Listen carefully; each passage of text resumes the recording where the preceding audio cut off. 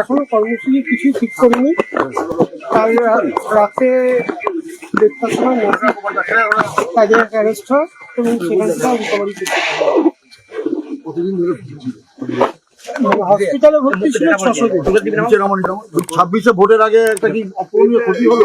তৃণমূলের একদম সুপ্রিমো প্রতিষ্ঠাতা, তৃণমূলের প্রতিষ্ঠাতা ছিলেন মুকুল রায়।